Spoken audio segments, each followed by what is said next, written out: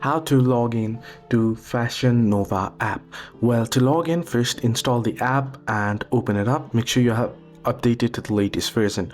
Now here you can allow necessary permissions and you should get an interface somewhat like this. To log in, tap on the Me tab at the bottom right corner of your screen, and then you can enter in your email and password and continue.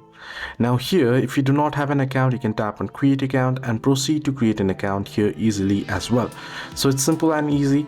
Enter in your email first here, then enter in your first name, your last name.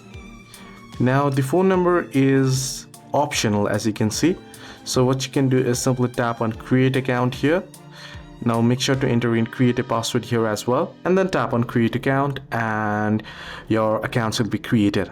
So I'll save the password, remind me later, and I can choose my interest here, save and finish, and my account is created. So it's simple and easy. Hope this video helped. Do like and subscribe.